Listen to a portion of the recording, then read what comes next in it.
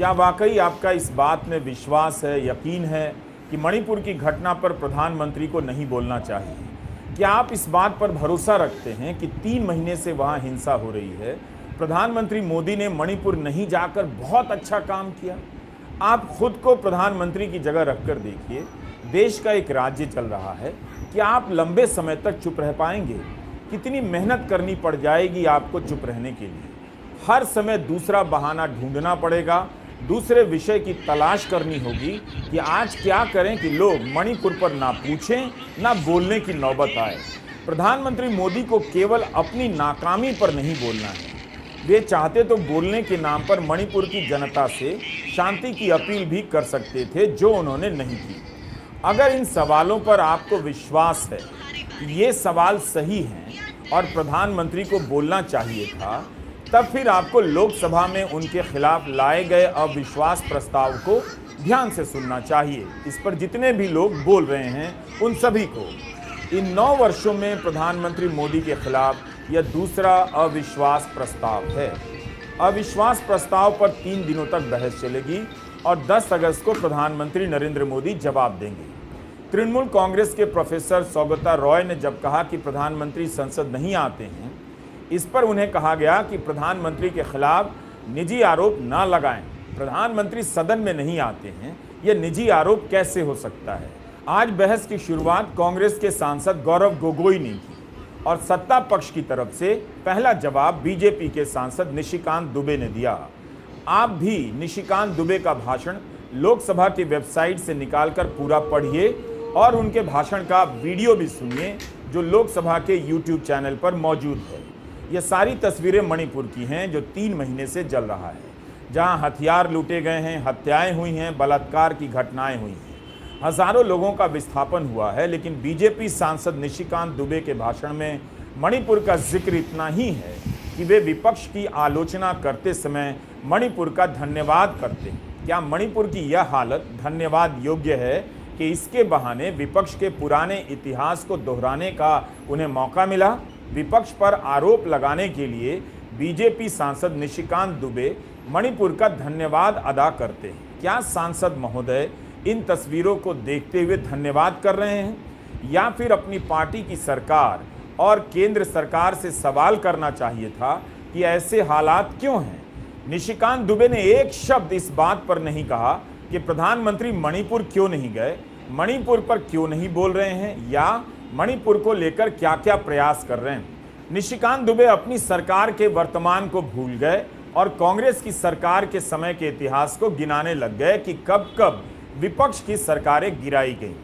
NCP की सांसद सुप्रिया सुले ने याद दिला दिया कि मोदी सरकार के 9 साल में 9 बार राज्य सरकारों को गिराया गया है। सुप्रिया सुले ने कहा कि अरुणाचल प्रदेश, उत्तराखंड, मणिपुर, मेघालय, कर्नाटका, गोवा, मध्य प्रदेश, पुदुचेरी और महाराष्ट्र में सरकारें गिराई गई हैं। महाराष्ट्र में 2 बार सरकार गिराई गई। सुप्रिया सुले शायद बताना भूल गईं कि जब मोदी सरकार आई थी तब अरुणाचल प्रदेश और उत्तराखंड में सरकार बर्खास्त कर दी गई। सुप्रीम कोर्ट और हाई कोर्ट ने दोनों मामलों में कहा कि अवैध रूप से सरकारें बर्खास्त की गई हैं। अगर कांग्रेस ने सरकारें बर्खास्त कर गलत काम किया तो मोदी सरकार को 10वें साल में यह बताना चाहिए था कि कैसे उन्होंने सरकारें गिराने का खेल खत्म कर दिया। लेकिन आपने देखा कि कांग्रेस के समय की इस गलती को मोदी सरकार ने खुलकर खेलना शुरू कर दिया। ऐसा लगता है कि मोदी सरकार विपक्ष के समय की करतूतों का पता करती रहती है ताकि वह अपनी करतूतों को सही ठहरा सके। जो बुरा हुआ उससे मिटाकर अच्छा नहीं करना है, जो बुरा हुआ है उससे और भी ज़्यादा बुरा करना है। मोदी सरकार को नैनीताल हाईकोर्ट और सुप्रीम कोर्ट के फैसले को पढ़ना चाहिए, जो राष्ट्रपति शासन लगाने के मामले में आया था। तो हम ये बताना चाहते हैं कि बीजेपी के सांसद निशिकांत दुबे ने करीब आधा घंटा बोला, लेकिन उन्होंने मणिपुर का जिक्र ही नहीं किया। सिर्फ इतना किया कि मणिपुर का धन्यवाद अदा करते हैं। हम आपको एक तस्वीर दिखाना चाहते हैं। इसका संदर्भ इस बात से है कि निशिकांत दुबे ने ही राहुल गांधी पर तंज किया कि वे पहले बोलने नहीं आए, शायद देर से जागे होंगे। लेकिन निशिकांत दुबे के ठीक एक लाइन पीछे बीजेपी के मणिपुर से सांसद और राज्य मंत्री राजकुमार रंजन सिंह बैठे थे। जिनका घर भी इस हिंसा में जला दिया गया। उस वक्त रंजन सिंह ने बयान दिया था कि मणिपुर में कानून व्यवस्था ही नहीं है। राजकुमार रंजन सिंह इनर मणिपुर से बीजेपी के सांसद हैं। जब निशिकांत दुबे बोल रहे थे तब बीजेपी के ही सांसद रंजन सिंह को कैसा लग रहा होगा। उनके राज्य की हिंसा को लेकर अविश्वास प्रस्ताव आया है। कायदे से वे बहस की शुरुआत कर सकते थे, करते तो अच्छा रहता, लेकिन मोदी सरकार ने झारखंड के गोड्डा के सांसद निशिकांत दुबे को चुना। आउटर मणिपुर से सांसद हैं लोरहो एस फौज नगा पीपल्स फ्रंट के सांसद हैं, मगर एनडीए का ही हिस्सा हैं। अगर बीजेपी और मोदी सरकार मणिपुर के इन दो सांसदों से ही अपना जवाब शुरू करती तो उनके मुख से सुनकर संतोष होता कि मणिपुर के लिए मोदी ने और उनकी सरकार ने इन 3 महीनों में क्या किया है। लेकिन मणिपुर का नाम लेकर निशिकांत दुबे हर दल का इतिहास बताने लग गए। कभी बंगाल चले गए तो कभी तमिलनाडु। कब कौन बोलेगा यह पार्टियां तय करती हैं। हमारा सवाल है कि 3 दिनों तक अविश्वास प्रस्ताव पर बहस चलेगी। क्या सरकार मणिपुर से अपने 2 सांसदों को बोलने देगी? ये इस वक्त का सबसे बड़ा सवाल है और आपको भी इन 2 सांसदों पर नजर रखनी चाहिए कि ये क्या कहते हैं। और आपको भी इन 2 सांसदों पर नजर रखनी चाहिए कि ये क्या कहते हैं। मणिपुर के सांसद जब बोलेंगे तब अपने राज्य के बारे में क्या बोलेंगे? क्या उन्हें बोलने दिया जाएगा कि राज्य में कानून व्यवस्था समाप्त हो गई है, जैसे कि वे मीडिया में बोल चुके हैं? क्या मणिपुर से सांसद रंजन सिंह और लोरहो एस फौज बोल पाएंगे कि स्वतंत्रता सेनानी की 80 साल की पत्नी को जलाकर मार दिया गया?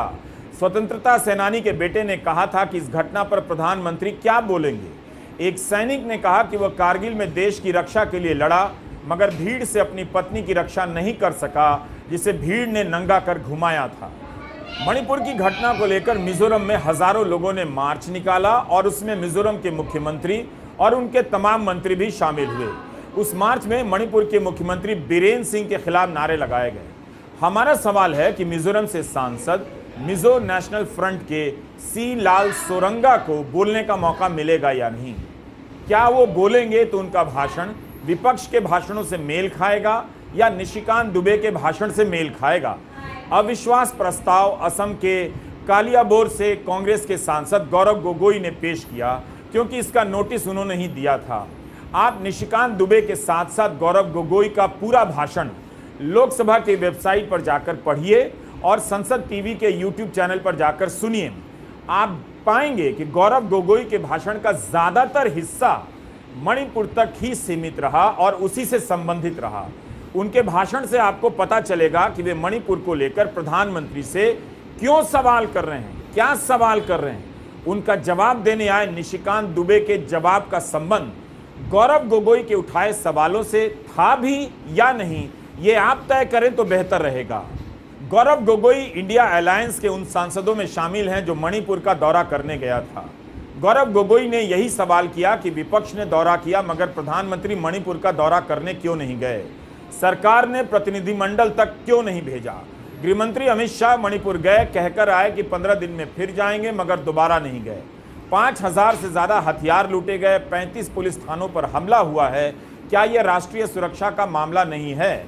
हमारे राष्ट्रीय सुरक्षा सलाहकार क्या कर रहे हैं? गौरव गोगोई ने यह भी कहा कि प्रधानमंत्री 80 दिनों तक चुप रहे और जब बोले तो केवल 30 सेकंड, उसके बाद फिर से चुप हो गए। उनकी तरफ से शांति की अपील नहीं की गई। सांसद गौरव गोगोई ने तीसरा सवाल रखा कि मुख्यमंत्री को क्यों नहीं बर्खास्त किया गया है।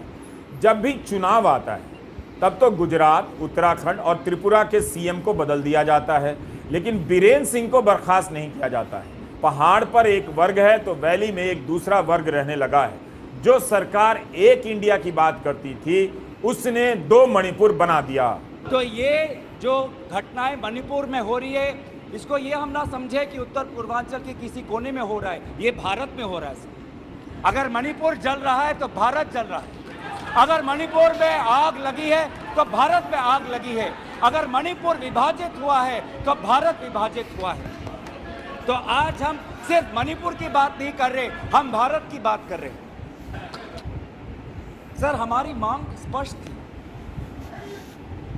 कि देश के मुखिया होने के नाते प्रधानमंत्री सदन में आए, अपनी बात रखे, अपनी संवेदना प्रकट करे और उस पर सारे पार्टी समर्थन दे और मणिपुर को एक संदेश जाए कि इस दुख की घड़ी में पूरा सदन मणिपुर के साथ है, हम मणिपुर में शांति चाहते हैं। ये हमारी अपेक्षा थी, ये हमारी अपेक्षा थी।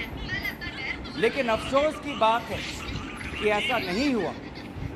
प्रधानमंत्री महोदय ने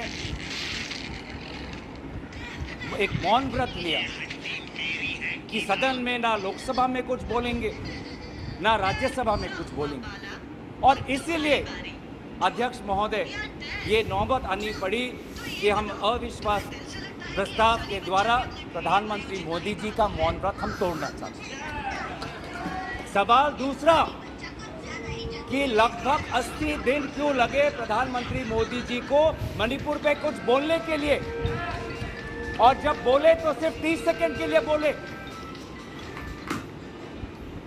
और उसके पश्चात आज तक भी प्रधानमंत्री मोदी जी की तरफ से ना कोई संवेदना का शब्द, ना कोई शांति की याचना। मंत्री मंडल बोल रहे हैं कि हम बोलेंगे, हम बोलेंगे। आप बोलें, आपको किसी ने नहीं रोका। लेकिन प्रधानमंत्री मोदी जी एक प्रधानमंत्री होने के नाते उनके शब्दों में जो महत्व है वो किसी मंत्री के शब्दों में नहीं। माफ कीजिए, प्रधानमंत्री मोदी जी अगर प्रधानमंत्री होने के नाते एक शांति की पहल जो करे, उस कदम में जो ताकत है वो किसी मंत्री या किसी सांसद में वो ताकत नहीं है। मुख्यमंत्री बीरेंद्र सिंह ने हिंसा की शुरुआत में कहा था कि ड्रग्स माफिया पर लगाम लगा रहे थे, इसलिए हिंसा भड़काई गई है। गौरव गोगोई ने विस्तार से बताया कि 2017 में जब वहां बीजेपी की सरकार आई, तब से लेकर 2023 तक अफीम की खेती में 50,000 एकड़ का विस्तार हुआ है। जंगलों को काटकर अफीम की खेती को बढ़ावा बीजेपी की सरकार के समय मिला है। इंडियन फॉरेस्ट रिपोर्ट को कोट करते हुए गौरव गोगोई ने कहा कि 2 साल में जंगल का एरिया घट गया। गौरव गोगोई ने मणिपुर की आईपीएस अधिकारी के बयान का भी उदाहरण दिया कि जब उन्होंने ड्रग्स माफिया को पकड़ा तो मुख्यमंत्री की तरफ से दबाव आया कि उसे छोड़ दिया जाए। यह गौरव गोगोई का ही बयान है जिसे मैं कोट कर रहा हूं। गौरव कहते हैं कि मणिपुर के मुख्यमंत्री के कार्यालय से जब एक ड्रग माफिया के बड़े नेता को वहां की पुलिस ने पकड़ा तो मुख्यमंत्री के दफ्तर से फोन गया कि उस ड्रग्स के माफिया को रिहा करो। और वो ड्रग का माफिया कौन था? वो ड्रग के माफिया आप ही के दल के ऑटोनोमस डिस्ट्रिक्ट काउंसिल का चेयरमैन था। वहां पर जब इटोचा सिंह को पकड़ा गया तो मुख्यमंत्री के दफ्तर से फोन गया कि उसे रिहा करो। ये इटोचा सिंह कौन है? वहां की राज्य सरकार के पीएचई मंत्री सुशिंद्रो के भाई हैं। आज ये राज्य सरकार ड्रग्स की बात करती है। ड्रग्स के साथ मुख्यमंत्री महोदय के दफ्तर का ताल्लुक है। ये बात मैं नहीं कर रहा हूं, वो पुलिस अफसर जिन्हें इनकी राज्य सरकार ने मेडल दिया वो आज ये बात कर रही हैं कि इसी सरकार ने मुझे मेडल दिया और यही ड्रग्स से जुड़े इनके दल के नेताओं को छोड़ने के लिए कह रही है। उन्होंने अपना मेडल वापस कर दिया राज्य सरकार को। ये गौरव गोगोई के बयान है। गौरव गोगोई के भाषण से पता चल रहा था कि मणिपुर में क्या हो रहा है। वहां से असम राइफल्स को हटाना पड़ा। असम राइफल्स तो गृह विभाग के निर्देश पर काम करता है। अब तो हालत यह हो गई है कि असम राइफल्स के जवान पर पुलिस और पुलिस पर असम राइफल्स के जवान सवाल उठा रहे हैं। क्या इस तरह से 3 महीने से सरकार वहां समाधान कर रही है? ये गौरव गोगोई के ही बयान है और मैं कोट कर रहा हूं। मैं पूछना चाहूँगा कि गृहमंत्री जी, आपने 51 सदस्यों की कमेटी बनाई, कितनी बार वो कमेटी बैठी, वो असफल रही। गृहमंत्री ने कहा कि मैं 15 दिन बाद आऊँगा, लेकिन नहीं गए। जब सस्पेंडेड इमरजेंसी ग्रुप यूकेएलएफ का चेयरमैन एसएस हाओकिप एफिडेविट में ये कहता है कि भाजपा ने 2017 और 2019 के चुनावों में उग्रपंथी संगठन का सहयोग लिया, ये लीगल डॉक्यूमेंट में लिखा है। ये है इनका राष्ट्रवाद जो देश की अखंडता के साथ खिलवाड़ कर रहा है। एनआरसी आज तक असम में लागू नहीं कर सके। सीएए की बात करते हैं। ऐसा माहौल वहां हुआ कि जापान के पीएम नहीं जा पाए। नगा पीस फ्रेमवर्क 8 साल हो गए, आज तक हमने नहीं देखा कि उसमें क्या हुआ है। गृहमंत्री नगा विधायक से अलग से मिलते हैं, मणिपुर कुकी विधायक से अलग से मिलते हैं। अलग अलग क्यों मिलते हैं? एक साथ क्यों नहीं मिलते हैं? अलग अलग मीटिंगें क्यों? ऐसे उत्तर पूर्वांचल की समस्या नहीं सुलझेगी। अगर आप समाज को जाति धर्म के नाम पर बंटवारा करेंगे, आपको साथ में लेना होगा। पहली बार हम देख रहे हैं कि दो राज्य असम और मिजोरम के पुलिस अफसर एक दूसरे पर गोली चलाते हैं। ये आपकी राष्ट्रीय सुरक्षा की नीति है। इसी को उजागर राहुल गांधी ने किया था। इस सदन में चेतावनी दी थी कि आप उत्तर पूर्वांचल के साथ खिलवाड़ कर रहे हो। उम्मीद है सरकार मणिपुर को लेकर उठ रहे सवालों पर भी विस्तार से जवाब देगी।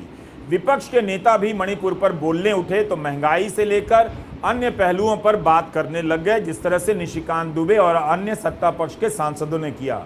उम्मीद है उन सवालों का जवाब भी मिलेगा। निशिकांत दुबे ने जब बोलना शुरू किया तब वे गिनाने लग गए कि इंडिया गठबंधन में जो भी दल है उनके साथ कांग्रेस ने क्या क्या किया।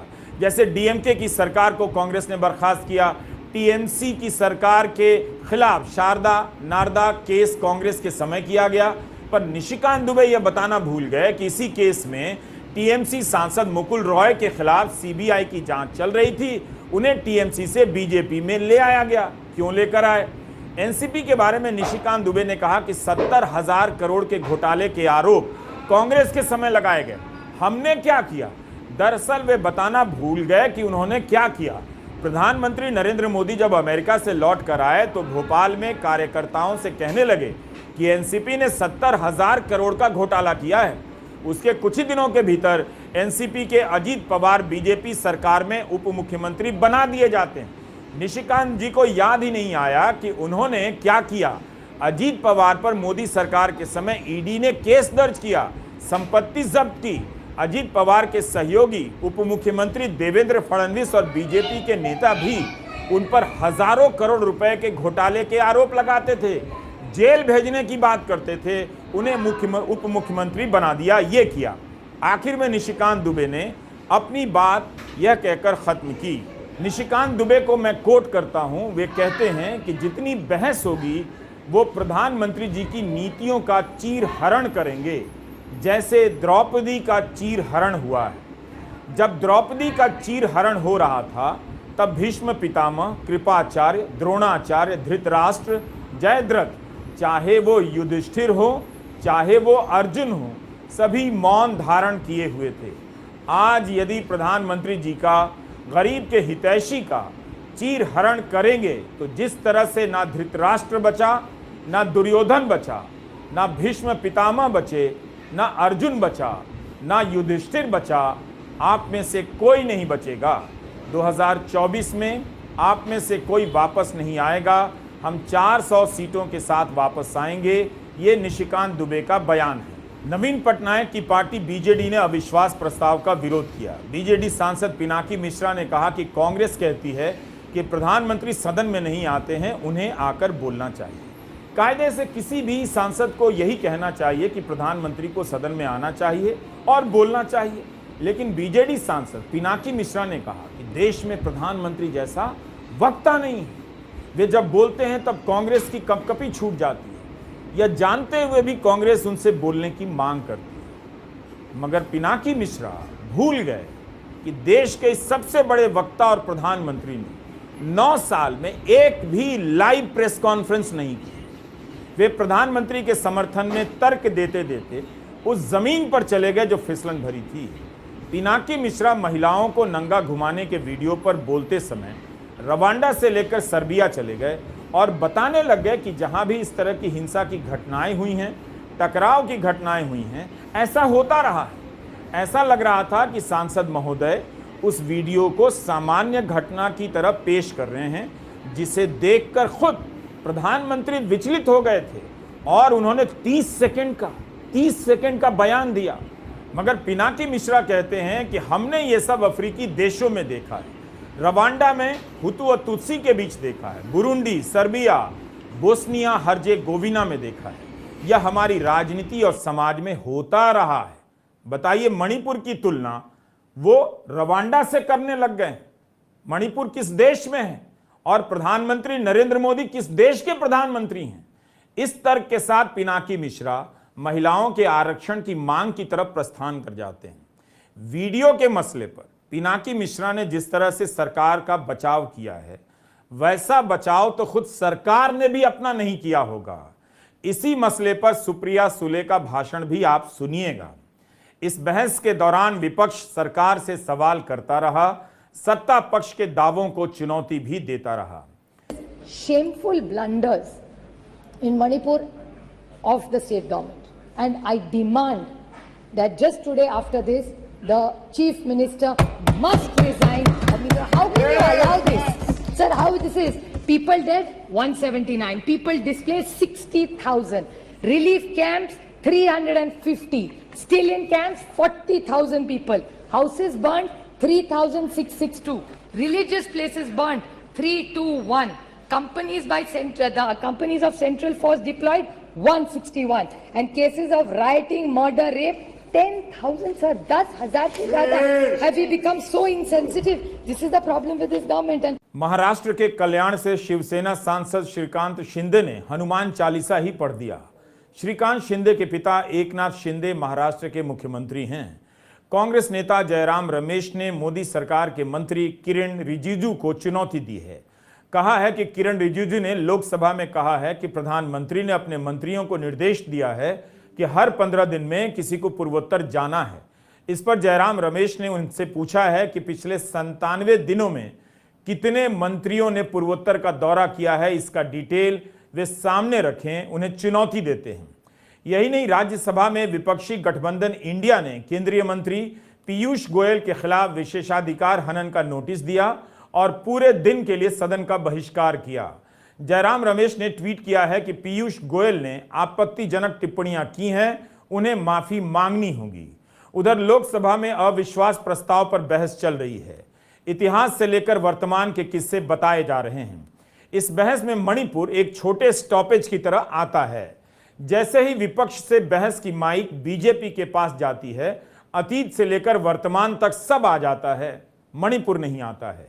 नमस्कार, मैं